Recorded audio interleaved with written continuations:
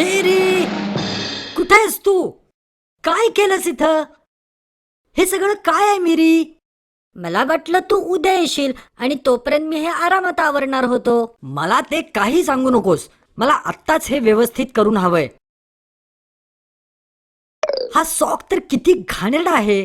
मी फक्त 2च दिवस बाहेर गेलेलो. तू असं कसं करू शकतोस? दुसरा सॉक कुठे आहे?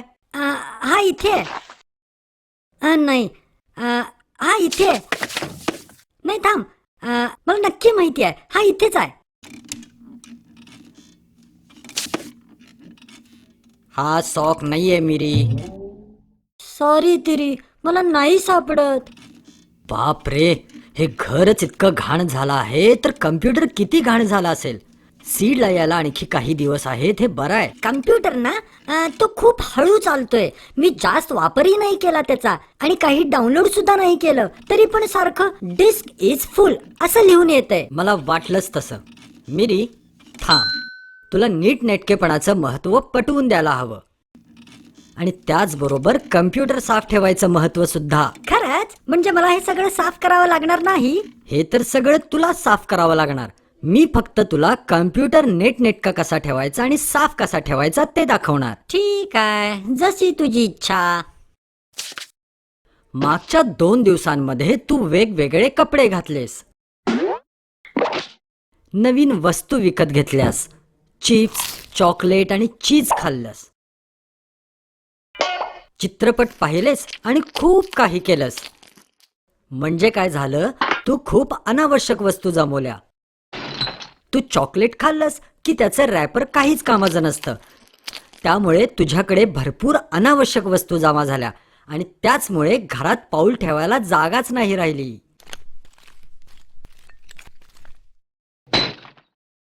हो ना, ते तर दिसतेच. मग तसंच कम्प्युटरचंही आहे. त्यात खूप फाईल्स, सिस्टीम रिपोर्ट्स आणि इतर अनावश्यक फाईल्स साठल्या जातात. अच्छा, आता समजलं. हा कचरा जसा कमी झाला त्याच प्रकारे कम्प्युटर मधील कचराही कमी होतो आणि त्यामुळेच वापरायला जागाही जास्त होते. बरोबर. अरे, हे पण कुठे चाललायस?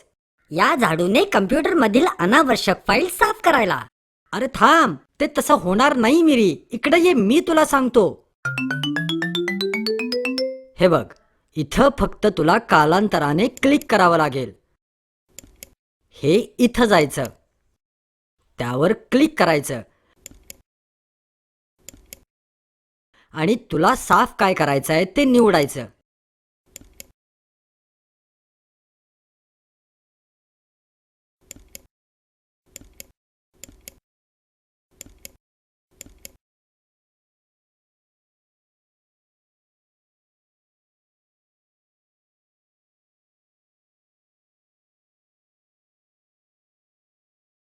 पाहिलंस किती सोप्पं आहे ते?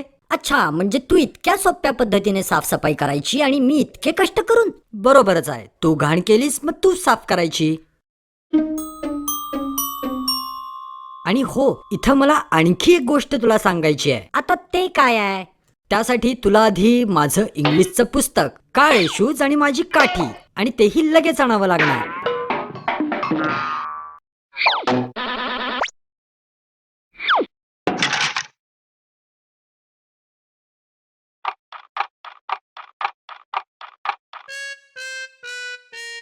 थँक्यू मिरी.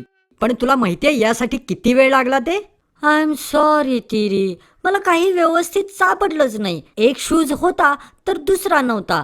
मग मला तो पुन्हा शोधावा लागला. खूप दमलो मी. छान. वेळेवर मिळण्यासाठी योग्य ठिकाणीच वस्तू ठेवायला हव्यात हे आता तुला चांगलं समजलं असेल, होय ना? होय, बरोबर आहे ते.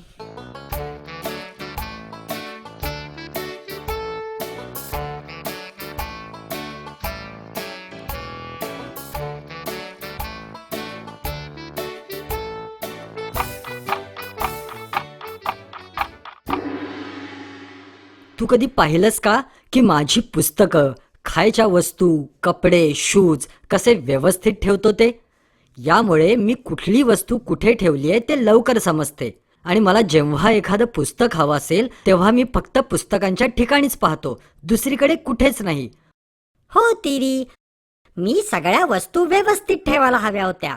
मिरी, मी ज्या प्रकारे एकाच ठिकाणी माझी पुस्तकं ठेवत असतो त्याच प्रकारे कम्प्युटरही त्याचा सर्व डेटा सिंगल ट्रॅकमध्येच ठेवत असतो. पण प्रत्येक वेळी असं करणं कम्प्युटरला शक्य होत नाही. म्हणूनच तो ते फ्रॅगमेंट करतो आणि ते सेक्शन इतरत्र ठेवतो. अशा प्रकारचा डेटा फ्रॅगमेंट होतच राहतो. मी सांगू, ज्या प्रकारे मी कुठेही पुस्तक ठेवतो त्याचप्रमाणे इथेही डेटा सर्वत्र पसरलेला असतो आणि ते शोधण्यासाठी कम्प्युटरला खूप वेळ लागतो आणि म्हणूनच तो हळू चालतो. बरोबर आहे मिरी तुझं. तू या 2 दिवसात खरंच हुशार झालेला दिसतोस. आता मला सांग की या वस्तूंना व्यवस्थित कसं ठेवायचं. डिस्क क्लीनअप सारखीच डिफ्रॅगमेंटर अशी विंडोज मध्ये एक सुविधा आहे.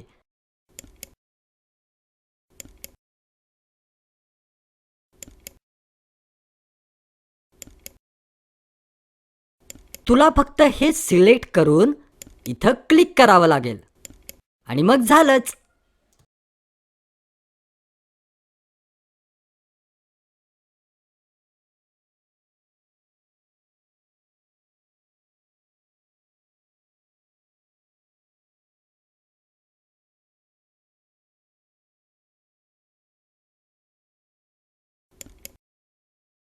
मग तू रिपोर्ट चेक करू शकतोस किंवा वापर बंद करू शकतोस. थँक्यू सो मच मिरी. मी खूप घाबरलेलो. मला वाटलं मी खरंच काहीतरी तोडलंय. हे असंच खूप जलद आहे. थँक्यू सो मच तिरी. हे काहीच नाही. मग माझ्यासारखे विद्वान काय कामाचे.